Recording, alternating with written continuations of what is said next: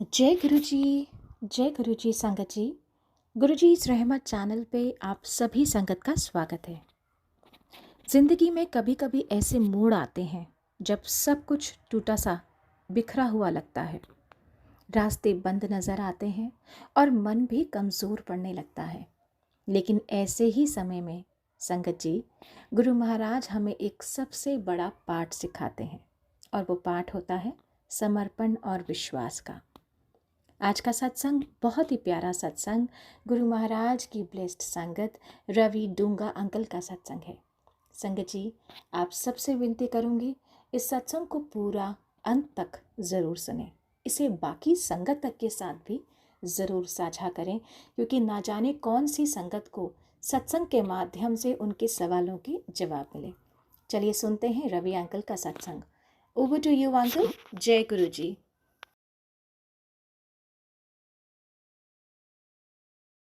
मेरा नाम रवि है। मैं बेसिकली लखनऊ से हूँ, बॉर्न एंड ब्रॉट अप वहीं हुआ हूँ। तो मैं एक सिख फैमिली, फादर्स की साइड से मैं सिख फैमिली को फॉलो करता था और मदर की साइड से माता रानी। तो शुरू से मेरी जर्नी ऐसे रही है कि मैं घर में गुरु ग्रंथ साहिब का आना, कीर्तन होना, माता रानी के कीर्तन होने, तो मेरा बचपन उन्हीं को देखते हुए मैं बड़ा हुआ हूँ। तो कोई मुझसे कहता था कि इंसानी रूप में अगर कोई रब आता है तो आप उसको मानते हो। तो मेरा पहला ये रहता था कि नहीं, इंसान रूप में रब कैसे आ सकता है। सो कभी इस चीज को बिलीव नहीं करता था, सिर्फ मैं माता रानी और गुरुद्वारे को फॉलो करता था, और फॉर दैट मैटर मैं साईं बाबा को भी नहीं मानता था। पर जब गुरु जी को जाना तो आज लगता है कि गुरु जी से बड़ा रब तो कोई हो ही नहीं सकता है। गुरु जी ने मेरे को 2008 ऑनवर्ड्स फेसबुक पे दिखाना शुरू कर दिया था कि गुरु जी हैं कौन। तो लोगों की प्रोफाइल पिक्चर्स में देखता था गुरु जी को, तो मेरे को लगता था कि कैसे गुरुजी होंगे, ये सिल्कन रोब्स में होते थे, बॉल्ड थे। तो कभी एक पॉजिटिव उनकी तरफ से नहीं आया मेरे को, जब तक मैंने गुरुजी को पहचाना नहीं। तो मैं अपनी मदर को कहता था कि ये कैसे गुरुजी हैं, क्योंकि कुछ रिलेटिव्स ने उनको फॉलो करते थे, गुरुजी को वो मानते थे, तो उनकी फेसबुक प्रोफाइल्स पे गुरुजी का स्वरूप होता था। तो मैं अपनी मदर से कहता था कि ये कैसे गुरुजी हैं, मतलब लोग कैसे मान रहे हैं, कैसे अपने पाथ से डाइवर्ट हो रहे हैं। तो मेरी मदर हमेशा मुझे कहती थी हर एक का बिलीव अलग अलग है, तो आपको क्या लेने देना वो किसको मान रहे हैं। चेन्नई में पोस्टेड था अपनी कंपनी की तरफ से। मार्च का महीना आता है और ऑफिस में होता हूँ, तो मेरी डेस्क पे प्रिंटर लगा होता है, तो मैं अपना प्रिंट अपनी डेस्क से ना देके कॉमन प्रिंटर से देता हूँ। जो 2008 से 2016 आ जाता है, तो इस बीच में अपनी कंपनी से ट्रांसफर लेके वापस दिल्ली आ जाता हूँ। तो जब मैं प्रिंट लेने कॉमन प्रिंटर पे जाता हूँ, तो वहाँ एक लेडी अपना प्रिंट निकाल रही होती है, हेलो हाय होती है। तो जैसे ही मैं प्रिंट लेके उनकी तरफ देखता हूँ, तो उनके गले में मैं गुरुजी का स्वरूप देखता हूँ। लॉकेट स्वरूप पहना होता है, और वो भी उन्होंने मंगलसूत्र में पहना होता है। तो मुझे बहुत इरिटेशन होती है कि कोई कैसे मंगलसूत्र में पहन सकते हैं, क्योंकि हम इंडिया में मंगलसूत्र को बहुत ऑस्पिशियस मानते हैं। तो मैंने कहा उनसे, ऐसे ही मैंने इरिटेटेड थोड़ा होके बोला, मैंने कहा कौन है ये, पूजा नाम है उनका। तो मैंने कहा कौन है पूजा, आजकल जहां देखो वहीं इनका नजर आता है चेहरा। तो कहती है, वो पूजा आंटी मुझसे बोलती हैं कि ये तो मेरे गुरु जी हैं। एंड वो गुरु जी के बारे में बताना शुरू करती हैं वहीं प्रिंटर एरिया में। तो मैं कहता हूँ रुको, यहाँ हम बातें कर रहे हैं, खड़े हैं बीच में और लोगों को डिस्टरबेंस हो रहा है, तो क्या कहीं चल के बैठ के बात कर सकते हैं इस बारे में। तो कहती है हाँ रवि चलो। तो मैंने इतनी देर में बोला कि ऐसा है, मैं तुम्हारी बात सुनूंगा, सब कुछ करूंगा। मैं अपनी आंटी को भी बुला लेता हूँ, जो कि मेरे ही ऑफिस में काम कर रही होती है। तो मैं उनको अपने इंटरकॉम से बुला लेता हूँ, वो आके बैठती हैं। हम तो गुरुजी के बारे में सुनना शुरू करते हैं। वो बताते हैं गुरुजी का बड़े मंदिर है, गुरुजी ऐसे हैं, गुरुजी ऐसे हैं, उन्होंने ये ब्लेसिंग्स करी, मेरे साथ ये हुआ। तो एक मुझे एक बैकग्राउंड दे देती हैं। तो मैंने कहा ठीक है। बात खत्म होती है, वो अपने सीट पे, मैं अपने सीट पे। दूसरे दिन आती हैं, वो मुझे गुरुजी का एक पॉकेट स्वरूप देती हैं। जय गुरुजी ले लेता हूं मैं, क्योंकि तब तक विश्वास नहीं हुआ होता है कि गुरुजी कौन है। पर एज आपको कोई गुरुजी की वडियाई करता है, तो आपके दिल में एक होता है कि अच्छा उनके साथ इतनी अच्छी ब्लेसिंग्स हुई हैं तो मेरे साथ भी होंगी। क्योंकि एज ए ह्यूमन हम अपनी रोज किसी ना किसी डिफिकल्टी से जूझ रहे होते हैं, चाहे आपकी फाइनेंशियल प्रॉब्लम्स हो, चाहे हेल्थ प्रॉब्लम्स हो, चाहे रिलेशनशिप प्रॉब्लम्स हो। तो कहीं ना कहीं आपके पास एक रोज प्रॉब्लम खड़ी होती है। तो एक दिल में आस हुई कि चलो अच्छा गुरुजी को मानने से ऐसे ऐसे होता है। ठीक है, अभी सरेंडर नहीं किया होता है मैंने। आगे बढ़ते हैं तो दूसरे दिन वो मुझे गुरुजी का पॉकेट स्वरूप देती हैं। तीसरे दिन वो मुझे गुरुजी के चरण स्वरूप लाके देती हैं। चौथे दिन वो मुझे गुरुजी का एक लॉकेट स्वरूप देती हैं। मुझे खुशी भी हो रही थी अंदर से कि वाह, गुरुजी की इतनी सारी चीजें मिल रही हैं, पर अंदर से कुछ कनेक्टिविटी थी, वो नहीं थी। ठीक है जी, कोई बात नहीं। और वो छठे दिन मुझे गुरुजी की बुक देती हैं पढ़ने के लिए। बुक का नाम है surcharge with divine love by Sukhmani aunty. तो बुक पढ़ने को मिलती है और मुझे बुक पढ़ना अच्छा लगता है, तो मैं एक ले लेता हूँ। तो कहती है इससे तुम्हें पता चलेगा गुरुजी कौन है, क्या है, वो क्या कर सकते हैं। तो जो मेरे घर से और मेरे ऑफिस का रास्ता था संगत जी, वो था 45 मिनट का। तो मुझे एक मिल गया कि कैब में बैठे बैठे बोर होता हूँ तो बुक पढ़ता हूँ। तो जब ये बुक पढ़ रहा हूँ रास्ते में, तो मेरे अंदर एक अंदर आत्मा से आवाज आती है कि मैं इनको क्यों मानूं। मैं अपने आप से बात कर रहा हूँ, किसी से, कोई मुंह से नहीं बात कर रहा हूँ, पर अंदर ही अंदर बात किए जा रहा हूँ। तो अंदर से आवाज आती है, मैं अपने आप से पूछता हूँ कि मैं एक गुरुजी को क्यों मानूं, क्योंकि ये तो इंसानी रूप में मेरे को एक वो बहुत होती है, क्योंकि बचपन से हमने घर में भगवानों को देखा है, जैसे गणेश जी की मूर्ति, लक्ष्मी जी की मूर्ति, माता रानी, शंकर जी, हनुमान जी, तो हमने उन्हीं को देखा है। हमने किसी ऐसे इंसानी रूप में आए रब को कभी नहीं देखा। तो अंदर से एक आवाज आती है, क्या तुमने भगवान को देखा है? तो मैं इनर सेल्फ में कहता हूँ, नहीं, मैंने तो नहीं देखा। भगवान कैसे दिखते हैं? दो आंखें, एक नाक, होठ, कान। तो कहते हैं जब तुमने भगवान की नहीं देखा हो, जो तुम भगवान देख रहे हो उनमें और इनमें क्या फर्क है? कोई फर्क नहीं है रब में, तो इनको मानने में परेशानी क्या है? फिर एक अंदर एहसास होता है कि हाँ, गुरुजी एक कोई दिव्य आत्मा है। अभी भी मैं गुरुजी को सरेंडर नहीं करता हूँ। एक दिन वो मुझसे कहती है कि जी का सत्संग करियो, इट्स अ ग्रेट अपॉर्चुनिटी, आप आइए गुरुजी का सत्संग अटेंड कीजिए और अपनी ब्लेसिंग्स लीजिए। तो एज अ ऑफिस कोलीग मैं उन्हें मना नहीं कर पाया। तो मैंने और मेरी आंटी ने डिसाइड किया कि हम जाएंगे। इस दौरान मैंने उस बुक में ये पढ़ लिया था कि गुरुजी कहते थे मैं कोई सड़क पे बैठा हुआ बाबा नहीं हूँ, मेरे पास आना है तो बन ढन के आना है। तो एक चीज माइंड में रजिस्टर्ड थी कि गुरुजी के पास जाना है तो बन ढन के जाना है, you have to be all decked up. So जिस दिन उनके घर सत्संग था, हमें ऑफिस जाना था, तो ऑफिस से डायरेक्टली उनके घर सत्संग अटेंड करने जाना था। तो मैं अपनी अच्छी एक शर्ट निकालता हूँ ग्रीन कलर की, मेरी आंटी एक सूट निकालती है ग्रीन कलर का। नो कुछ मन में ना सोचते हुए बस हम एक वो अच्छे कपड़े पहन के जाते हैं। उनके घर जो सत्संग था वो शायद 5 से 7 था या 7 से 9 था। तो हम जैसे ही उनके घर के वेन्यू पे पहुंचते हैं, गाड़ी पार्क करते हैं, 4:30-5 बज रहे थे, हमें रोजेस की फ्रेग्रेंस आती है। मैं और मेरी आंटी इधर उधर देखते हैं तो हमें कोई रोजेस नहीं दिखते, क्योंकि उनका जो वेन्यू था सत्संग का वो 4th फ्लोर पे था। पर जैसे जैसे हम सीढ़ियां चढ़ते जाते हैं, हमें फ्रेग्रेंस तेज होती चली जाती है। उसका मतलब हम तब नहीं समझ पाए थे, अब समझते हैं कि गुरुजी आपको बुलाने के लिए, आपको अपने कनेक्ट करने के लिए, वो आपको लेने के लिए खड़े थे, वेलकम करने के लिए। तो जैसे ही हम ऊपर पहुंचते हैं, हम देखते हैं गुरुजी का ब्यूटीफुली दरबार सजा होता है, गुरुजी का स्वरूप लगा होता है, नीचे उनकी गद्दी लगी होती है और जो गद्दी का चोला होता है वो ग्रीन कलर का होता है। तो इट वॉज एक को इंसिडेंट होता है हमारे साथ कि वाव, जो कपड़े हमने पहने हैं वो गुरुजी ने पहने हुए हैं, तो एक बहुत अच्छी सी फीलिंग आती है। हम सत्संग अटेंड करते हैं, हमें बताया जाता है जल प्रसाद पूरा पीना है, चाय प्रसाद पूरा पीना है, लंगर प्रसाद। तो हम ये करके ये सब हम करते हैं, पूरा सत्संग अटेंड करते हैं। और जब हम सत्संग अटेंड करके लंगर प्रसाद करके उठ रहे होते हैं, तो जिन्होंने मुझे अपने घर बुलाया था वो कहती है कि गुरुजी कहते थे सत्संग से या मेरे मंदिर से आप सीधे अपने घर जाया कीजिए। तो हमें इंस्ट्रक्शंस मिले कि सीधे घर जाना है।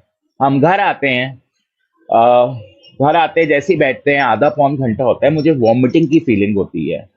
संगत जी ट्रस्ट मी, जब आप वॉमिट करते हो तो आपको येलो, वाइट, ग्रेइश जो खाया होता है वो आप वॉमिट करते हो, पर जो मुझे वॉमिट होती है वो ब्लैक कलर की होती है, और वो भी जैसे सैंड के ग्रैन्यूल्स होते हैं।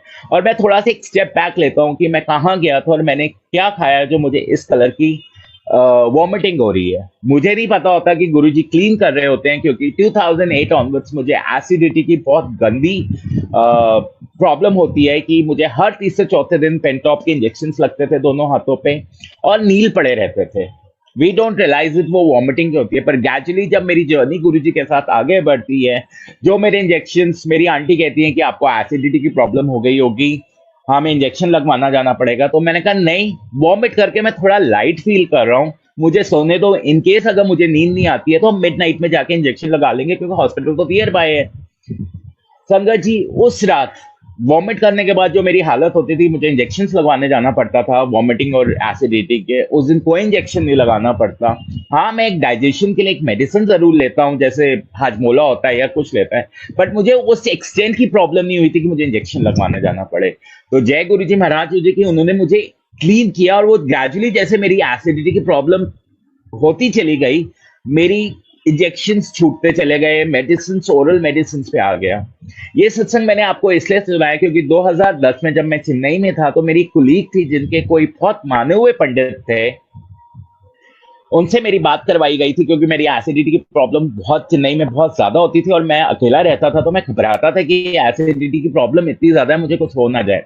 तो उस पंडित ने मुझसे कहा था कि रवि जी, आपकी डेथ होगी अर्ली 40s, आपको पन्ना, पोखराज और डायमंड, ये तीनों रिंग्स आपको पहन के रखनी है अपनी जिंदगी भर। और मेरी एसिडिटी की इतनी प्रॉब्लम थी कि मेरी 2012 में शादी हुई थी।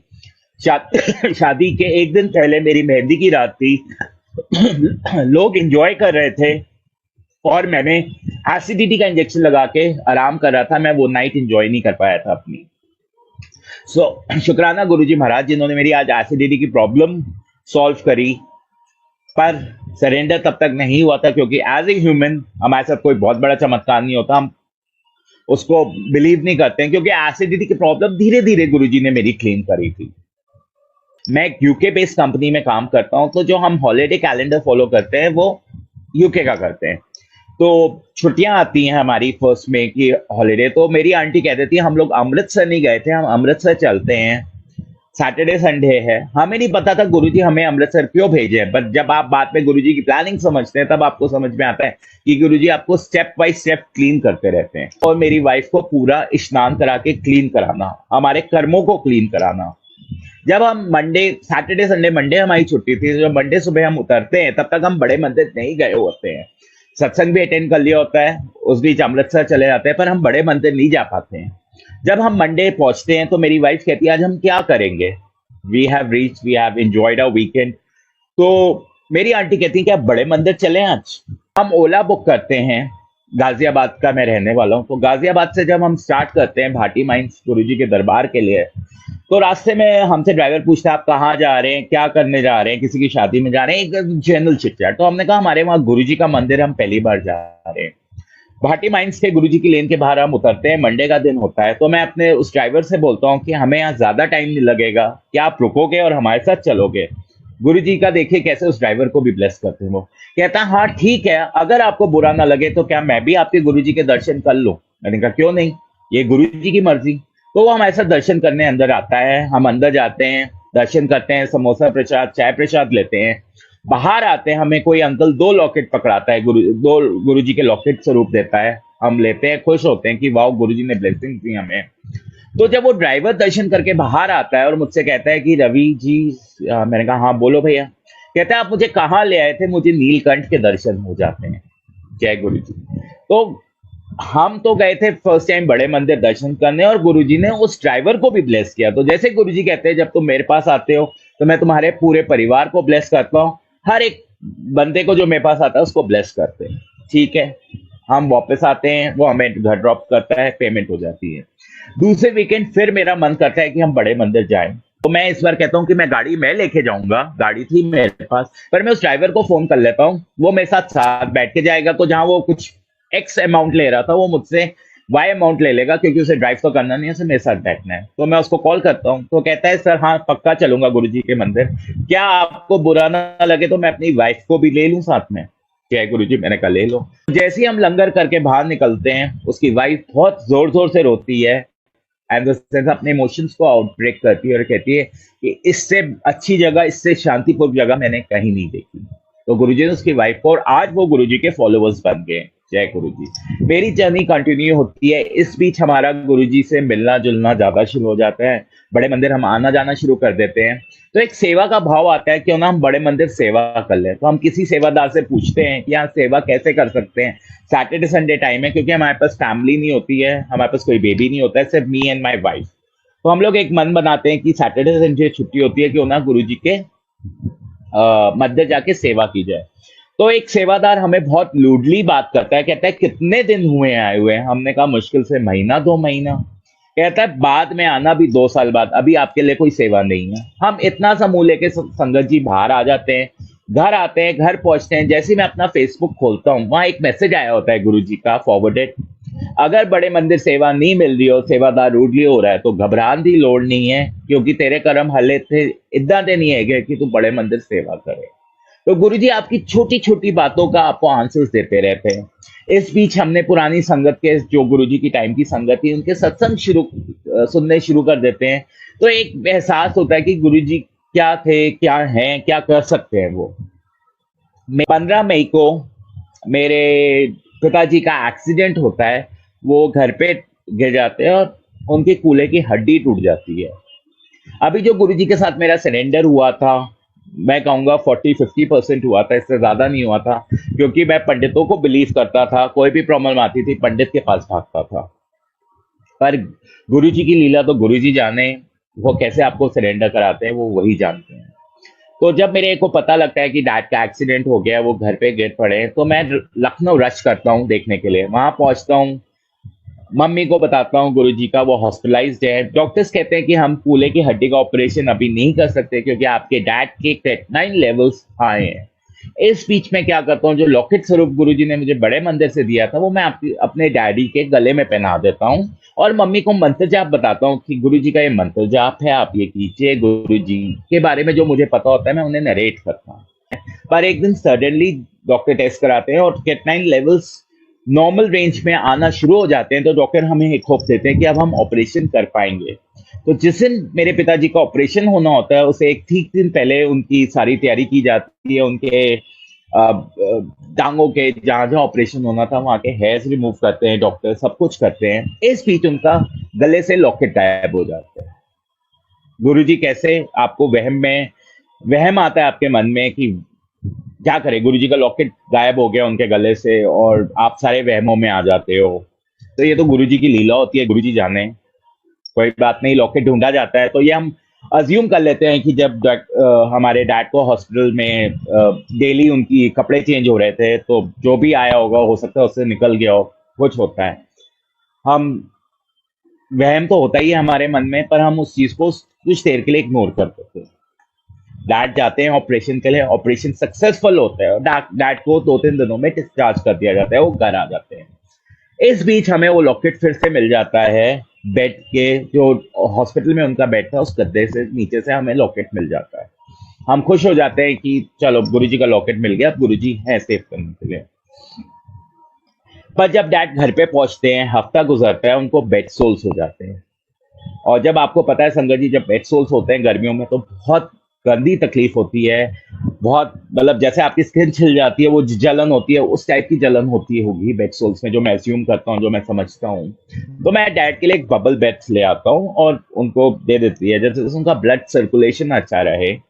और मैं दिल्ली वापस आ जाता हूँ। जब मैं जून में दिल्ली वापस आता हूँ, तो मेरा ऐसे ही मन करता है कि ना मैं गुरुजी का सत्संग कराऊं। जिन आंटी ने मुझे गुरुजी के बारे में बताया था, मैं उनको बुलाता हूँ, वो सत्संग करते हैं। ये आस है कि शायद मेरे डैड अच्छे हो जाएं। पर 9 तारीख को जब मेरे घर सत्संग चल रहा होता है, तभी मुझे मेरे घर से फोन आता है कि डैड को आईसीयू में एडमिट किया जा रहा है और उनकी हालत थोड़ी खराब है। मैं गुरुजी के आगे सत्संग में प्रेयर करता हूँ कि मेरे डैड को, मेरे घर वालों को ठीक रखो। वो सत्संग मेरे घर का बहुत डिवाइन सत्संग होता है। जब बाद में तीसरे चौथे दिन मेरे डैड को आईसीयू से छुट्टी मिल जाती है कि अब बेड सोल्स हैं जो वो अपने टाइम पे हील होंगे, हम कुछ नहीं कर सकते हैं ज्यादा, आप इन्हें घर ले जाइए। जून का महीना निकलता है, जुलाई शुरू होता है। इस बीच मेरे हम बड़ा मंदिर आना जाना शुरू हो जाता है। ऑल्टरनेट वीकेंड्स या सेम वीकेंड्स पे हम बड़े मंदिर जाते रहते हैं। कहते हैं कि पिताजी की तबीयत तो सही नहीं है, पर माता जी की भी तबीयत खराब होनी शुरू हो गई है, बिकॉज वो था 60+। मेरे दोनों पेरेंट्स डायबिटिक्स थे, तो शुगर लेवल्स भी उनके हाई हो रहे हैं। तो मैं कहता हूँ ठीक है, पर मन बड़ा उदास हो जाता है कि मैं मॉम से, डैड से ज्यादा कनेक्टेड था, तो मॉम की फिक्र करने लग जाता हूँ। मॉम को फोन करता हूँ तो मॉम कहती नहीं मैं ठीक हूँ, मेरी फिक्र नहीं करो, सब ठीक है, तुम अपना ऑफिस देखो, गुरुजी का मंत्र जाप किया करो, गुरुजी सब ठीक करेंगे। क्योंकि मॉम गुरुद्वारे को फॉलो करती थी, तो उनके लिए एक होता था, कुछ भी प्रॉब्लम आए आप अपने पाठ करना शुरू कर दो, सुखमनी साहब, दुखभंजनी साहब, जपजी। तो मुझे यही सलाह देती हैं कि अपने गुरुजी के आगे मत्था टेको, गुरुजी से बोलो, सुखी रखे सबको। तो एक वो था। तो 15 जुलाई को शाम गुजरती है, उदास बैठा होता हूँ। तो इतने में मेरे नेबर हैं, नेबर मेरे को कहते हैं डिनर करके हमारे घर आ जाना, थोड़ा परेशान लग रहे हो, बैठोगे तो मन थोड़ा फ्रेश होगा। तो मैंने कहा ठीक है संगत जी, हम जाते हैं उनके घर, बैठते हैं। तो वो मेरे हमारे एज ग्रुप के, तो हम चारों बैठ के कोर्ट पीस खेल रहे होते हैं। रात के 2:30 बज जाते हैं, 2:30 बजते हैं जैसे ही मैं घर आता हूँ, क्योंकि सेम फ्लोर पे घर होता है, आके मैं घुसता हूँ तो ड्राइंग रूम में ही मेरा मंदिर लगा हुआ था, जिसके ऊपर गुरुजी का स्वरूप लगा हुआ था। तो मैं गुरुजी के आगे ऐसे अरदास करता हूँ रात के 2:30 बजे, गुरुजी प्लीज मेरे फादर को सही कर दो, अगर आप सही नहीं कर सकते तो उन्हें समेट लो। ये ना हो कि एक जान बचाने के लिए हम दूसरी जान भी दांव पे लगाते हैं। इतना कह के सो जाता हूँ। 9 साढ़े 9 बजे मैं घर पे फोन करता हूँ, पूछता हूँ मम्मी से कि डैड की तबीयत कैसी है। तो मम कहती है वैसी ही है, क्या होना, पर आज ज्यादा सुस्त लग रहे हैं, वो कुछ खा पी नहीं रहे। मैंने कहा ठीक है। मेरे ब्रदर इन लॉ की 5-6 कॉलें आ गई हैं। मैं अपने कुलीग को कहता हूँ कि फोन रखो, देखूं क्या बात है। ब्रदर इन लॉ को कॉल करता हूँ, पूछता हूँ जीजा जी क्या बात है, आप मुझे कॉल कर रहे थे। कहते तुझे पता लगा। मैंने कहा क्या। कहते डैड इज नो मोर। जय गुरु जी। उस वक्त मुझे रियलाइज हुआ कि हम गुरु जी के पास हर छोटी छोटी प्रॉब्लम्स को लेके जाते हैं, जाहिर सी बात है सारी, पर जो प्रॉब्लम बड़ी होती है, जो उस वक्त अटेंशन रिक्वायर करती है, गुरुजी उसको बहुत तुरंत सॉल्व करते हैं। देखिए जाना सबको, अमर कोई नहीं होके आया। इमोशनली तो हम ड्रेन आउट हो ही रहे थे, फाइनेंशियली ड्रेन आउट हो रहे थे, हेल्थ वाइज भी ड्रेन आउट हो रहे थे, और प्लस पे मेरी मदर भी साथ में ड्रेन आउट हो रही थी, क्योंकि हस्बैंड के साथ वाइफ हर समय खड़ी रहती है। तो एक गुरुजी का वहां टोटल सरेंडर हुआ।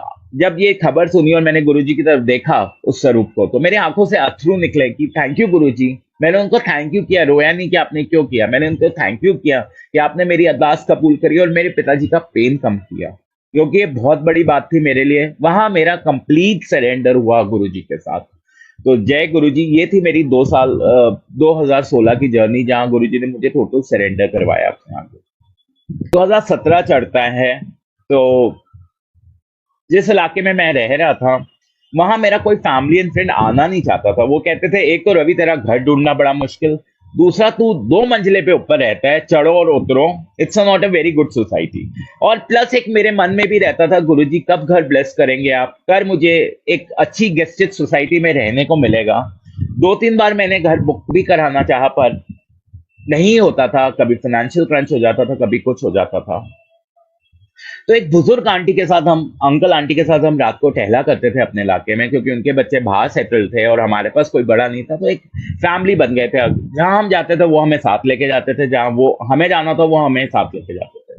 तो एक दिन वो मेरे से कहती हैं in the month of June की, रवि तुझे पता है तो इस इलाके का सबसे ज्यादा किराया दे रहा है। मैंने कहा हाँ आंटी मुझे पता है। तो तेरे लैंडलॉर्ड तेरे से बहुत खुश रहते हैं। मैंने कहा हाँ आंटी पता है मुझे, क्योंकि मैं 30 तारीख करता नहीं हूँ रेंट में, I am working with a bank, तो सैलरी 24-25 में आ जाती है, सेम डे या नेक्स्ट डे मैं रेंट पे कर देता हूँ। कहती बेवकूफ, मैं तुझे ये बताना चाह रही हूँ कि क्यों तू पैसे सेव नहीं करता है, पैसे सेव कर अपने लिए और पैसे जोड़ के घर बना, अभी के लिए कम पैसे का कोई और घर देख ले। मैंने कहा ठीक है।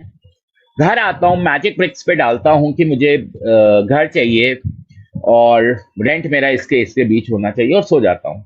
वीकेंड था, सुबह कॉल आ जाता है एक एजेंट का, क्या आपने मैजिक ब्रिक्स पे डाला है। मैंने कहा हाँ। कहते घर देखने आ जाइए।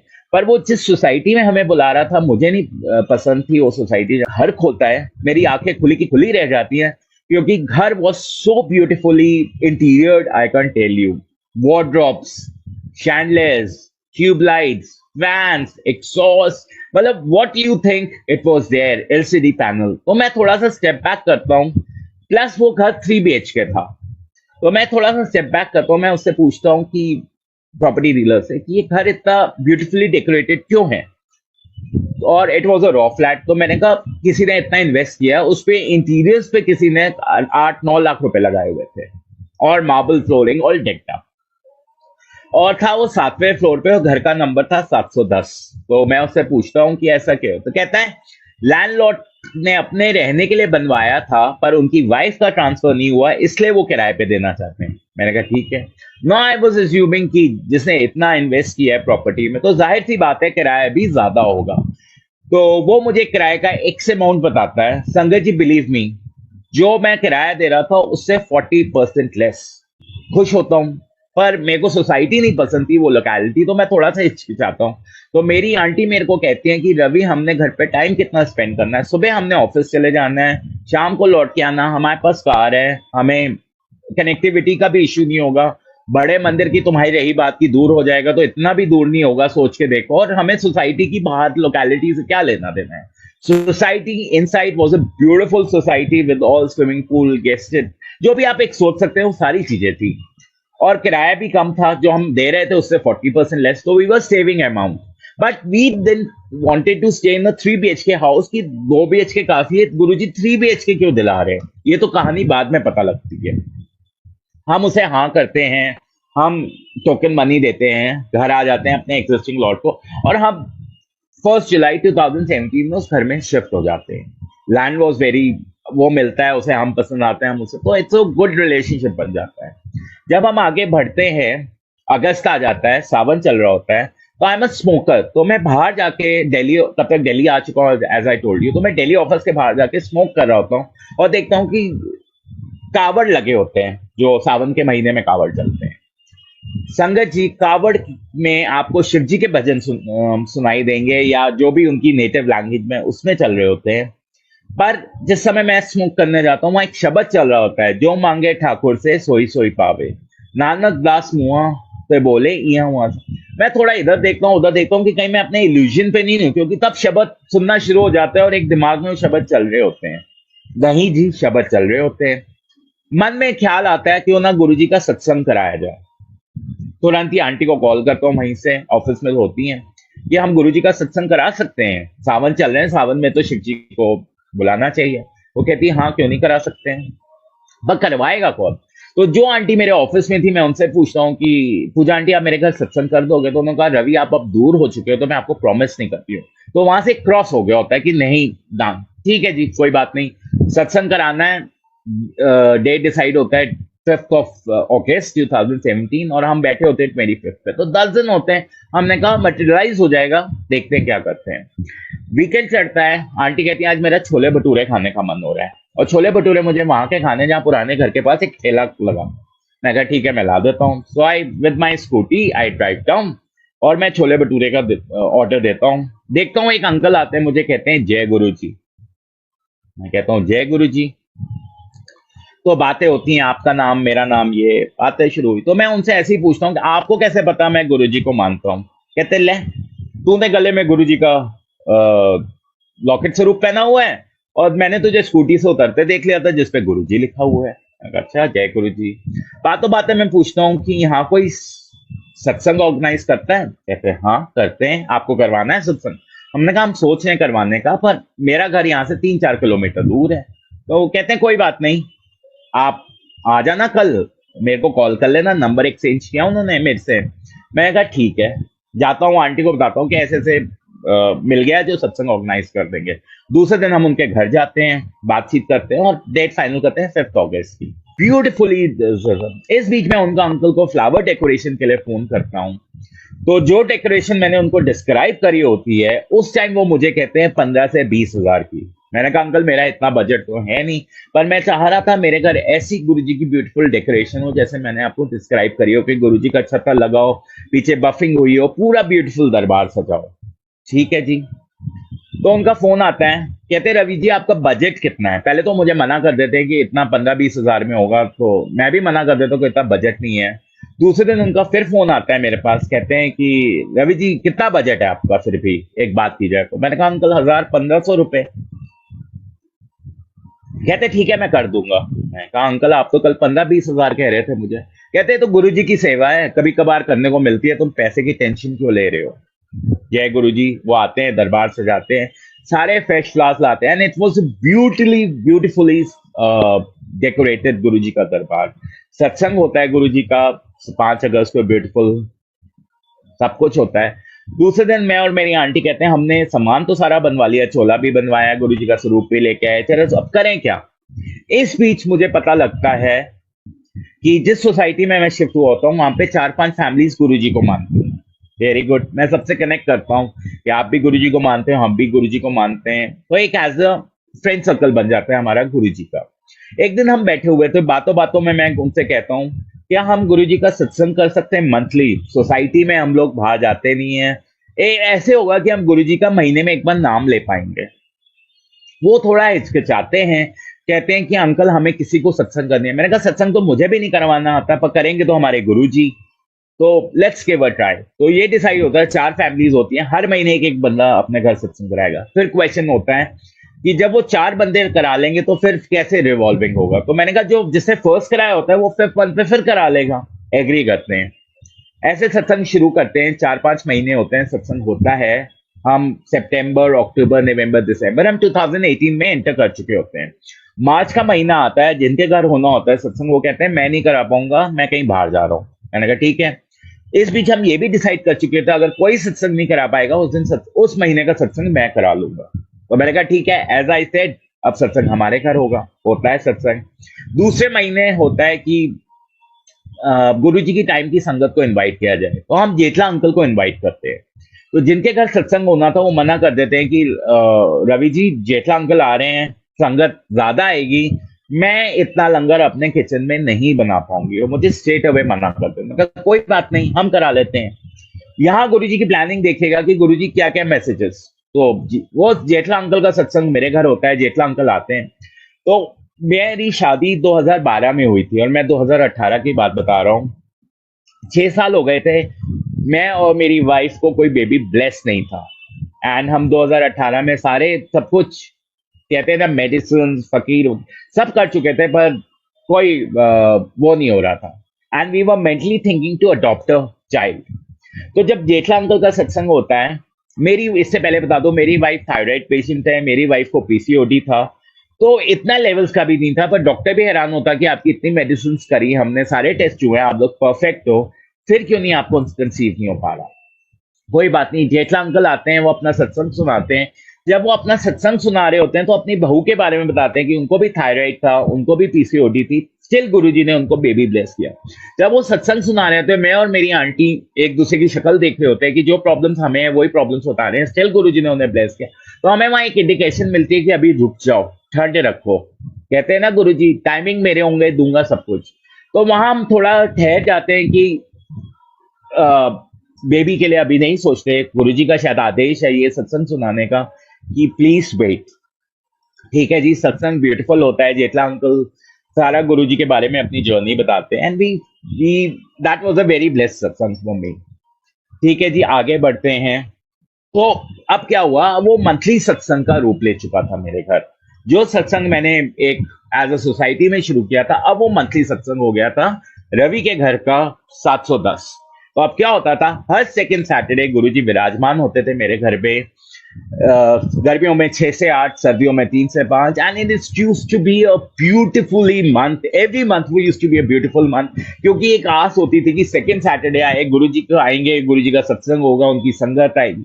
मतलब एक मेरे लिए वो किसी त्योहार से कम नहीं होता था, क्योंकि मेरा गुरु आ रहा होता था और मैं बहुत खुश होता था। मतलब गुरुजी का चोला बनाना, गुरुजी का सब कुछ करना। जून के सत्संग में इस बीच जो फैमिलीज मेरे साथ जुड़ी थी, उन किसी ने क्या किया था कि घर लंगर हम घर पे बनाते थे, हम रोटी प्रसाद की सेवा वो 4 फैमिलीज में बांट देते थे। तुम 20 ले आओ, 15 तुम ले आओ, 50 ले आओ। तो उसमें से एक अंकल ने मुझे कहा था सत्संग करना है अपने दम पे करो, किसी से भीख मांग के नहीं करो। मैंने कहा ठीक है। तो जून का सत्संग हुआ कि रोटी सेवा कहाँ से ली जाए, रोटी प्रसाद की सेवा कहाँ से ली जाए। मुझे पता था मेरे घर के पास एक रेस्टोरेंट है जो गुरुजी को मानते हैं, क्योंकि उनके रेस्टोरेंट में गुरुजी का स्वरूप लगा था। गाजियाबाद की बात है। तो मैं उनके पास जाता हूँ ये सोचते हुए कि मेरा बजट तो रोटी सेवा के लिए 500-600 रुपए है। मैं उनसे रिक्वेस्ट करूंगा कि अगर आप बाजार में 10 रुपए की रोटी दे रहे हैं तो मुझसे आप 5 रुपए की ले लीजिए। जाता हूँ तो जिनका ओनर है वो ओनर रेस्टोरेंट पे नहीं होते, उनका बेटा बैठा होता है। तो बोलता है कि पापा तो है नहीं, आप कल आ जाइएगा। तो मैं सोचता हूँ कल फिर आना होगा। मैं कहता हूँ आप अपने पापा से फोन पे बात करा दो। कहते कितनी रोटी प्रसाद चाहिए? तो मैंने कहा अंकल 150 पौने 200 काफी होगी मेरे लिए। तो थोड़ा हिचकिचाए। इतनी देर में उनकी आंटी फोन पकड़ लेती है, रोटी प्रसाद की सेवा मेरे रेस्टोरेंट से आएगी। मैंने कहा आंटी सेवा? कहती कोई सेवा नहीं है, गुरुजी ने इतना दिया है तो क्या मैं इतनी सी सेवा उनके लिए नहीं कर सकती? जय गुरुजी। रोटी प्रसाद की सेवा वहां से शुरू हो जाती है।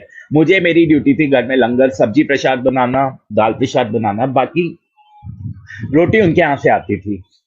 जून का सत्संग आता है और मैं किचन में खड़ा गुरुजी का लंगर बना रहा होता हूँ। उस दिन का मेन्यू होता है राजमा प्रसाद और गोभी आलू। तो राजमा मेरी आंटी के जिम्मे होता है और गोभी आलू मेरे जिम्मे होता है। आप समझ सकते हैं जून के महीने में कितनी गर्मी होती है। मैं शॉर्ट्स में और हाफ टी शर्ट का जो बाहें नहीं होती वैसे एक टी शर्ट पहने, यहाँ एक तौलिया लटकाए, गुरुजी के लिए गोभी तल रहा हूँ ये सोचते हुए गुरुजी अभी तो ये लंगर बनना है, गोभी हो जाएगी, उसके बाद मुझे बाहर जाना है मार्केट, बर्फ लानी है जिससे जल प्रसाद ठंडा हो सके, मुझे थोड़े से डिस्पोजेबल कलेक्ट करने हैं, दही लाना है रायते के लिए। ये सोच रहा हूँ स्कूटी से जाऊं कि कार से जाऊं। स्कूटी से जाता हूं तो गर्मी बड़ी है, कार से जाता हूं तो पार्किंग कहाँ मिलेगी। इतनी देर में डोरबेल बजते, मैंने कहा अब कौन आ गया इस समय घर पे। देखता हूं तो एक बहुत हेफ्टी सा लड़का आया होता है वहां पे और मुझसे कहता है कि मैं आपके थर्ड फ्लोर से आया हूँ, आपका सत्संग का इनविटेशन मुझे किसी ने जयपुर से भेजा है, हम बाजार जा रहे हैं, आपको कुछ मंगाना है। एंड आई वाज लाइक आप तो अभी सोच ही रहे होते हो गुरुजी से, मन ही मन बात कर रहे हो तो गुरुजी आपके लिए कैसे किसी को भेज देते हैं। मैंने कहा मैं तेरा इंट्रोडक्शन बाद में लूंगा, पैसे पकड़, लिस्ट पकड़, मेरा सामान लाते। तो थैंक यू गुरुजी महाराज जो आपकी इज्जत हर जगह बचाते हैं, आपकी इच्छा हर जगह पूरी करते हैं, कैसे आपके लिए ढाल बन के खड़े हो जाते हैं, किसी को आपको छूने तक नहीं देते। सामान आता है, बहुत ब्यूटीफुल सत्संग होता है गुरुजी का रोटी पे शायद। तो जिन अंकल ने मुझे चैलेंज दिया था वो आके मेरे से अपोलोजाइज भी करते हैं कि सॉरी मैंने बहुत ऐसी अहम में कह लीजिए किसमें कह लीजिए उन्होंने मुझे चैलेंज दिया था, पर करने वाले तो गुरुजी महाराज हैं। तो सत्संग होता है, दूसरे दिन वही फैमिली, वही लड़का, उसके मम्मी पापा आते हैं कि हमने फर्स्ट टाइम आपके घर गुरुजी का सत्संग अटेंड किया, बहुत डिवाइन है, ये हम भी सत्संग कराना चाहते हैं। तो मैंने कहा 7 जुलाई आ रहा है गुरुजी का बर्थडे 2018 को, आप करा लीजिए। मैंने कहा सामान मेरे पास सारा बना हुआ है और जो हेल्प बन पड़ेगी मैं आपको दूंगा। वो कहते हैं ठीक है। तो एक आना जाना शुरू हुआ उनके घर में। हम जाते हैं एक दिन, उनके कोई रिलेटिव जल प्रसाद लेके आए होते हैं उनको डिलीवर करने। इस बीच क्या होता है कि मेरा डेक खराब हो चुका होता है, तो मैं एक डेक ढूंढ रहा होता हूँ और जो मैंने डेक पता किया वो 10,000 की रेंज का था। तो ऐसी मैं अपने मंदिर में, गुरुजी पीछे बैठे हैं, उनसे ऐसी बातें, नीचे बैठा हुआ बातें कर रहा होता हूँ। गुरुजी महाराज सुबह तो उठ के मैं आपको अमूल की दूध की चाय पिलाता हूँ, ताजमहल की चाय पत्ती दिलाता हूँ, मेरे एक डेक का काम नहीं कर पा रहे हो, प्लीज कहीं से करवा दो। इतनी देर में मुझे एक सोसाइटी से पता लगता है कि कोई डेक का काम कर रहा होता है उसी सोसाइटी में, ही इज अ मैन्युफैक्चरर और अ डिस्ट्रीब्यूटर और अ होलसेलर। तो मैं उनके पास जाता हूँ, तो मैं उनसे कहता हूँ और मेरा बजट होता है 3 से 4,000 का, और जो डेक मैंने देखा होता है तो वो 10,000 की रेंज का होता है, वो तो बजट से ऊपर था। तो मैं उनके पास जाता हूँ, उनसे कहता हूँ अंकल मुझे डेक चाहिए, एक स्पीकर चाहिए। तो कहते हैं आपको किस यूज के लिए चाहिए? तो मैं अपने गुरुजी के बारे में बताता हूँ। तो कहते हैं बस इसी यूज के लिए चाहिए। मैंने कहा हाँ अंकल मुझे किसी और यूज के लिए नहीं चाहिए। कहते हैं रवि जी हमारे पास एक डेक आता है, इंडियन मेड है, क्यूब है, चाइनीज नहीं है, उसके साथ आपको माइक भी मिलेगा, सब कुछ मिलेगा, वो 3600 का है। जय गुरु जी। जर्नी कंटिन्यूज 2019 में मेरी वाइफ कंसीव कर चुकी होती है। Happiest moment of my life की गुरुजी ने ब्लेस किया और हम मदर फादर बनने जा रहे होते हैं। दिसंबर का महीना आता है, 7वां महीना होता है मेरी वाइफ को, और वाइफ की अचानक तबीयत खराब हो जाती है। उसका बीपी लो हो जाता है, थायराइड बिगड़ते हैं, हम भागते हुए डॉक्टर के पास जाते हैं। डॉक्टर हमें कहता है कि बीपी लो है, अंदर ढंग से सांस नहीं ले पा रहा है, हमें डिलीवरी करानी होगी। हम कहते हैं गुरुजी की इच्छा, आप करिए डिलीवरी। वाइफ को सिजेरियन ऑपरेशन थिएटर में लिया जाता है क्योंकि सिजेरियन होगा। डिलीवरी होती है, गुरुजी बेबी गर्ल ब्लेस करते हैं, पर जो बेबी का एक्चुअल जो वेट होता है वो 900 ग्राम्स होता है। कहते हैं ना गुरुजी मैं नींबू नाल निचोड़दा हैगा, तो वो भी जर्नी गुरुजी ने हमारी साथ नहीं छोड़ा पर हमें निचोड़ा पूरा। बेबी हाथ में आती है 900 ग्राम्स की। डॉक्टर कहता है इसे नर्सरी में रखना होगा। खर्चा आप मान के चलिए कुछ लगभग 1-1.5 लाख रहेगा, डिपेंडिंग अपॉन कितना लंबा उसका स्टे होता है। थोड़ा परेशान होता हूँ, घर आता हूँ, वाइफ हॉस्पिटल में होती है। इंश्योरेंस से वाइफ की डिलीवरी के खर्चे पूरे हो चुके होते हैं। पर मुझे ये नहीं पता होता तब तक कि आपका जो बेबी होता है वो भी इंश्योरेंस में कवर होता है। परेशान होता हूँ, इधर उधर फोन करता हूँ कि 1-1.5 लाख रुपए का जुगाड़ किया जाए कहीं से। तभी कोई एक संगत जो मेरी फ्रेंड होते हैं वो मुझे फोन करते हैं, कहते रवि परेशान क्यों हो रहा है, एक बार इंश्योरेंस से पता तो कर कि बेबी कवर्ड है कि नहीं। इंश्योरेंस कॉल करता हूँ और पता करता हूँ कि क्या बात इंश्योरेंस में कवर है। वो कहते हैं जब आपका बेबी बॉर्न होता है वो डे 1 से उसी टाइम से कवर हो जाता है इंश्योरेंस में। तो जय गुरु जी, उन्होंने वो एक मेरी टेंशन को दूर किया। अब जर्नी बेबी की शुरू होती है, वेट तो डॉक्टर कहता है कि ये वेट गेन कर लेगी, कुछ एक मिनिमम क्राइटेरिया दिया उन्होंने कि जब वो उस वेट तक पहुंच जाएगी हम इसको डिस्चार्ज कर देंगे। 26 तारीख से 26 दिसंबर 2019 से 5 जनवरी 2020 में हम पहुंचते हैं। मैं और मेरी वाइफ घर पे बैठे होते हैं क्योंकि डॉक्टर कहता था रुकने का कोई फायदा नहीं है, नर्सरी में बेबी है, आपको कोई भी अपडेट होगा वो सुबह आपको जाना पड़ता था काउंसलिंग सेक्शन के लिए डॉक्टर के साथ, जो आपको सारा अपडेट देते थे कि बेबी का कैसा प्रोग्रेस चल रहा है, और फिर शाम को जाना होता था। पर मदर बीच में जा सकती थी, पर उस दिन वाइफ मेरे साथ घर आ जाती है। हम बैठे होते हैं घर पे, इतनी देर में 6 बजे एक फोन आता है हमें नर्स का कि आप कहाँ पे हैं, तुरंत ऊपर आ जाइए। तो हम उसे कहते हैं कि सिस्टर हम हॉस्पिटल के प्रेमिसेस में नहीं, हम घर आ गए हैं जो कि 10-12 किलोमीटर दूर है। तो कहती है कोई बात नहीं, आप जल्दी से आ जाइए, डॉक्टर आपसे बात करना चाहते हैं। तो हम पूछते हैं क्या बात है, वो बात नहीं बताती कि ये कहती है सिर्फ doctor wants to speak to you. अब गाड़ी रोड पे लाते हैं, उनका फिर फोन आ जाता है आप कहाँ पे हैं, कितनी देर लगेगी। तो मैं कहता हूँ सिस्टर मुझे अभी टाइम लगेगा 45 मिनट्स, आप डॉक्टर से बात करवा दीजिए, क्या बात है। तो कहती है अच्छा। डॉक्टर का फोन आता है, कहते हैं हमें बेबी को वेंटिलेटर पे डालना पड़ेगा। एंड आई वाज लाइक, गाड़ी चलाते चलाते स्लो हो जाता हूँ मैं, गाड़ी को किनारे पार्क करता हूँ, मैं डॉक्टर से पूछता हूँ डॉक्टर क्यों वेंटिलेटर पे क्यों डालना पड़ेगा। कहते हैं आप आइए, हमें आपके सिग्नेचर्स चाहिए, मैं अभी बात नहीं कर सकता, मैं बेबी को अभी वेंटिलेटर पे डालने जा रहा हूँ। मेरे होश उड़ जाते हैं क्योंकि एज अ लेमैन हम ये समझते हैं कि वेंटिलेटर का क्या मतलब होता है, द केस इज गॉन। जाता हूँ, साइन करता हूँ और डॉक्टर से बहुत ओपनली बात करता हूँ मैं कि डॉक्टर वेंटिलेटर का क्या मतलब होता है। तो डॉक्टर कहते हैं प्री मेच्योर बेबीज में एपनिया की प्रॉब्लम होती है, वो सांस लेना भूल जाते हैं बीच बीच में, इसलिए हमें वेंटिलेटर पे डालना होता है। तो मैंने कहा नॉर्मल है, कहते हैं नॉर्मल नहीं है क्योंकि सांस लेना भूल रहे हैं, आर्टिफिशियल ऑक्सीजन दी जा रही है उन्हें। तो मैं यहाँ तक पूछ लेता हूँ डॉक्टर साहब अगर कुछ होता है तो आप बॉडी का क्या करेंगे। कहते हैं हम आपको रैप करके दे देंगे, फिर आप देखिए आपको क्या करना है। मैं इतनी ओपनली बात कर रहा होता हूँ, बट बाय गुरुजी's ग्रेस मेरी बेटी 4 दिन बाद वेंटिलेटर से बाहर आ जाती है, थोड़ी जान में जान आती है, फिर आगे बढ़ते हैं। बट डावा एज ए ह्यूमन हम डावाडोल जरूर होते हैं।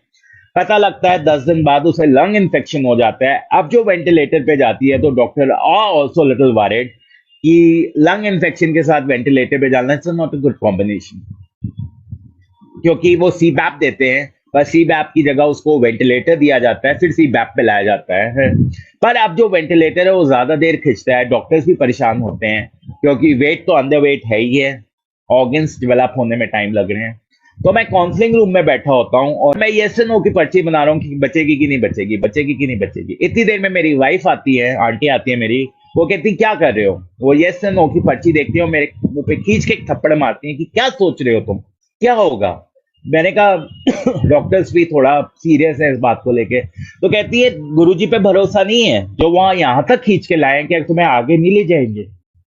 गुरुजी बेबी को ब्लेस करते हैं। 13 फरवरी 2020 में डॉटर मेरी डिस्चार्ज होती है विद अ गुड वेट। शुक्राना गुरु जी का जिन्होंने मेरी बेटी को ब्लेस किया, वो जर्नी में से कटवाई, क्योंकि that journey was not a easy journey for me, it was a very difficult because I was me and my wife were being blessed after almost 7 years of my marriage. पर गुरु जी ने हमें वहां भी test किया, हमारी testing लेते रहे, पर साथ में साथ हमें सपोर्ट भी करते रहे। Journey continues. 2020 में लॉकडाउन लगता है, घर पे बैठ जाते हैं, हम घर से काम कर रहे होते हैं, बेबी रेज होती है। 2021 आ जाता है, इस बीच मेरी मॉम अक्टूबर में मेरे पास आ जाती हैं। मुझे नहीं समझ में आता, वो जनरली मेरी मॉम लखनऊ से मेरे पास 2-3 महीने से ज्यादा नहीं रहती हैं, पर वो एट अ स्ट्रेच 6 महीने रहती हैं मेरे पास। पर लॉकडाउन की वजह से मंथली सत्संग रुक गए होते हैं। अप्रैल का महीना आता है, इस बीच 2 अप्रैल को मेरी मॉम दिल्ली से लखनऊ वापस चली जाती हैं, परफेक्ट हेल्थ रहती है, परफेक्ट सब कुछ रहता है। लखनऊ पहुंचती हैं, वैसाखी के बाद से उनकी हल्की फुल्की तबीयत, शुगर अप एंड डाउन होनी शुरू हो जाती है। और इधर मेरा मन परेशान होना शुरू हो जाता है ऑटोमेटिकली, क्योंकि मैं सत्संग नहीं कर रहा होता हूँ, बहुत नेगेटिव हो चुका होता हूँ चीजों को लेके। तो एक गुरु संगत मेरे पास आती है और कहते हैं कि रवि, तुम गुरुजी के सत्संग क्यों नहीं शुरू करते हो? आप नेगेटिव सोच रहे हो, सब कुछ अच्छा किया है गुरुजी ने, फिर आप क्यों नहीं?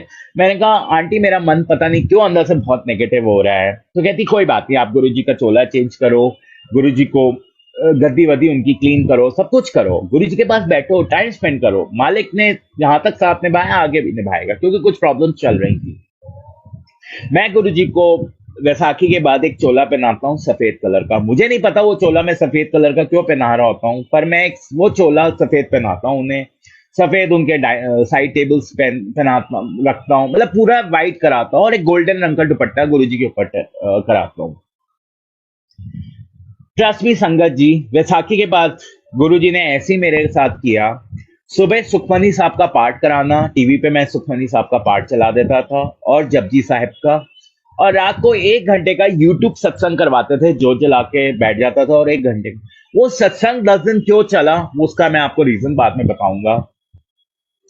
21-22 अप्रैल 2021 को मेरी मदर की थोड़ी तबीयत ज्यादा खराब हो जाती है। वो बहकी बहकी बातें करनी शुरू कर देती हैं। वो कहती है मुझे चाय पत्ती नहीं मिल रही, चीनी नहीं मिल रही, दूध नहीं मिल रही, तू जरा भिजवा दे।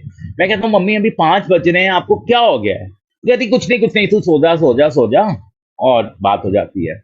22 शाम को उनकी तबीयत थोड़ी ज्यादा खराब हो जाती है, तो मेरी सिस्टर जो कि लखनऊ में रहती हैं, वो उन्हें अपने घर ले जाती हैं, और मैं इधर सत्संग करता हूँ रात के 9:30-10 बजे, और गुरुजी के आगे लिटरली ऐसे उठा के मदर को उनके चरणों में रखता हूँ, इसी गद्दी के आगे, कि गुरुजी प्लीज मेरी मदर को जो भी है ठीक कर लीजिए, उनके जो भी है कष्ट काट दीजिए।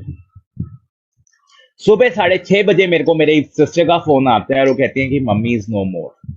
तो अब मुझे समझ में आता है वो 10 दिन की जर्नी, वैसाखी से लेके 14 तारीख से लेके 23 तारीख तक, जो उन्होंने मेरे से 22 तारीख तक सत्संग करवाए, वो क्यों करवाए? क्योंकि वो मेरी मॉम के कष्टों को क्लीन कर रहे थे, कि उनकी जर्नी जो है वो स्मूथ रहे, वो बहुत किसी कष्ट ना जाए। क्योंकि मैं अपनी मॉम से बहुत प्यार करता हूं, तो मैं गुरुजी यही कहता था कि उनका ध्यान रखो, और वाकई में उन्होंने उनकी जो लास्ट जर्नी थी वो भी ध्यान रखी, वो भी सोते सोते चली गई। पर जो सेपरेशन था वो 6 महीने, मुझे समझ में आता है गुरुजी ने मेरी मदर के साथ मुझे क्यों बिठाया, कि वो 6 महीने में उन्होंने मुझे इतना प्यार दिया, इतना प्यार दिया, कि आज उस प्यार को मैं उनको वो मिस नहीं करता। पेन था, सेपरेशन, जब आपके लव वंस आपसे सेपरेट होते हैं तो पेन तो होता है, पर साथ में वो आपको कंफर्ट जोन भी देते हैं, जो कि और कोई नहीं दे सकता। हफ्ते 10 दिन पहले क्या होता है, मेरी बेटी बड़ी हो चुकी है, 1.5 साल की होती है। हम रात को बैठे डिनर कर रहे होते हैं, मैं अपने बेडरूम में होता हूँ, वाइफ मेरी किचन में होती है, मुझे कुछ टूटने की आवाज आती है। जब वो आवाज आती है तो मैं अपनी वाइफ से कहता हूँ देखो क्या टूटा है, मेरी बेटी कहाँ है, अरु नाम है उसका। मैंने कहा अरु कहाँ है? तो कहती देखो कहीं मंदिर में तो नहीं घुसी है। वो मंदिर में होती है, इसी दरबार में। यहाँ गुरुजी का डिवाइन प्रसाद उनके टेबल पे रखा होता है, वो कांच का बॉल होता है जो वो तोड़ चुकी होती है, और वो तोड़ के वहीं खड़ी होती है। और मैं जब इस गुरुजी के भवन में आता हूँ तो देखता हूँ खड़ी है, मैं उसको दूर करता हूँ, दूर के वो भाग जाती है। तो मैं अपने वाइफ को बोलता हूँ देखो इससे कोई खरोच नहीं आई, बिकॉज 1.5 साल के बच्चे को नहीं पता होता जब कांच टूटता है तो वहां से हट जाना चाहिए। वो चेक करके मुझसे कहती है कि नहीं कोई खरोच नहीं आई है। मैं एक झाड़ू मॉप लेके आता हूँ, कूड़ा उठाने वाला लेके आता हूँ, और ग्लास को उठा रहा होता तभी मुझे मोगरों की बहुत तेज फ्रेग्रेंस आती है। तब मुझे एहसास होता है कि गुरुजी ये कह रहे होते हैं आज भी मैंने तेरी बेटी की रक्षा करी है, तेरे घर में विराजमान हूं, तेरी परिवार की रक्षा कर रहा हूं। तो गुरुजी ने फिर वो एहसास दिलाया कि हाँ, ये ना सोचा कर तू अकेला नहीं है, तेरा गुरु तेरे साथ हमेशा है। तो ये मेरी जर्नी रही है गुरुजी के साथ, जो गुरुजी ने इतनी ब्लेसिंग्स दी, इतनी ब्लेसिंग्स दी, उन्होंने नींबू की तरह निचोड़ा भी। ऐसा मैं नहीं कहूंगा कि डिफिकल्टीज नहीं, और आप गुरुजी के पास आते हो तो सारी डिफिकल्टीज आप दूर हो जाती है, नहीं, वो आपको उन डिफिकल्टीज के साथ रहना सिखाते हैं। जो गुरुजी कहते थे ना चाहे ऐश कर, उनका ऐश करने का मतलब है कि आप पे मुसीबतें भी आए तब भी आपके ऊपर एक स्माइलिंग फेस है, आपके अंदर वो एक कंफर्ट है कि हाँ मेरा गुरु बैठा है, वो देख लेगा, जो गुरु जी के अलावा कोई नहीं दे सकता। आप आज मंदिर जाइए, जब तक आप दान पात में 10 रुपए नहीं डालते आपको चन्नामत नहीं मिलता, पंजी जो भी प्रसाद वो पंडित नहीं देता, वो देखता है कि आप पैसे कितने डाले, उस हिसाब से वो आपका वेलकम करता है। पर गुरु के दर पे आओ, तो गुरुजी तो खिलाते पिलाते रहते हैं, और सबसे बड़ी बात है ना कोई बड़ा है ना कोई छोटा है, ना कोई ओल्ड है ना कोई न्यू है, सब गुरुजी के साथ है। गुरुजी के साथ अपनी एक डायरेक्ट कनेक्शन कीजिए, क्योंकि डायरेक्ट कनेक्शन का मतलब मुझे नहीं पता होता था डायरेक्ट कनेक्शन क्या मतलब है, पर जब आप गुरुजी से बातें करते हैं, गुरुजी से डायरेक्टली बात करते हैं, डायरेक्ट अपना कनेक्शन रखते हैं, तो गुरुजी आपको जवाब भी उसी तरह से आपके डायरेक्ट, गुरुजी कभी किसी के थ्रू आपके लिए कुछ नहीं कहलवाएंगे, क्योंकि जब गुरुजी खुद कहते थे मेरे से डायरेक्ट कनेक्शन करो, तो वो भी आपसे डायरेक्ट कनेक्शन करेंगे। ये अपनी मौज कराते हैं गुरुजी। गुरु कहते थे गुरुजी की मौज क्या है, गुरुजी की मौज यही है जब वो आपके साथ रहते हैं। आज की डेट में हम अपनी इतनी प्रॉब्लम से गुजर रहे होते हैं कि हम कभी रब से रब को नहीं मांगते। तो संगत जी प्लीज मैं आपसे रिक्वेस्ट करूंगा कि रब से रब को मांगिए, गुरुजी से गुरुजी को मानिए, क्योंकि जब आपने गुरुजी से गुरुजी को मान लिया, आपकी सारी चीजें ऑटोमेटिकली फॉलो करेंगी। कहीं मैंने पढ़ा था कि जब भगवान आपसे नाराज होता है तो क्या होता है, तो आंसर मिला था मुझे कि जब भगवान आपसे नाराज होता है ना, वो आपका खाना पीना छोड़ता है ना, आपको जीना आपको कुछ भी नहीं करता, वो सिर्फ अपनी भक्ति आपसे वापस ले लेता है, अपना नाम वापस ले लेता है। तो सिचुएशन में ना आइए, गुरु जी को फॉलो करिए। गुरु जी भी कहते थे कि प्लीज एक उस पे होके चलो, अगर आप गुरु जी को फॉलो करें तो प्लीज हाफ पे फॉलो नहीं कीजिए, कंप्लीट सरेंडर कीजिए। जब तक आप कंप्लीट सरेंडर नहीं करेंगे, गुरु जी भी आपको कंप्लीटली कुछ नहीं दे पाएंगे। सो प्लीज प्लीज रिक्वेस्ट है, कंप्लीटली सरेंडर कीजिए। जैसे बैलेंस शीट में लॉस प्रॉफिट और लॉस होता है, वैसे ही गुरु जी के पास आपके अच्छे कर्मों और बुरे कर्मों की चीज है, वो आपको सब देते हैं, टाइमिंग उनकी रहती है, तो प्लीज उनकी टाइमिंग में बिलीव कीजिए। जो वो देंगे वो परमानेंट होगा, अदरवाइज नॉन परमानेंट होगा। तो यही जर्नी रही है मेरी गुरुजी के साथ। थैंक यू सो मच जो आप लोगों ने सुना, मेरे को गुरुजी की वडियाई करने का मौका दिया। गुरुजी आपका भी कल्याण करें, मेरा भी कल्याण करें, यही आपके रिक्वेस्ट करता हूँ सबके लिए। Blessings always Guruji. जय Guruji. Thank you so much uncle, बहुत ही प्यारा सत्संग हम सभी संगत के साथ साझा करने के लिए। शुक्राना है गुरु महाराज का, जो हर दिन हर पल हर क्षण अपनी ना जाने कितनी ही संगतों का कल्याण करते आ रहे हैं। उम्मीद करूंगी कि हमेशा की तरह आज भी संगत को अपनी बहुत सारी उलझनों के, बहुत सारे प्रश्नों के उत्तर ज़रूर मिले होंगे। संगत जी, गुरु महाराज इसी तरह अपनी कृपा दृष्टि हम सभी पर करते रहें, इसी कामना के साथ जय गुरु जी। शुक्राना गुरु महाराज।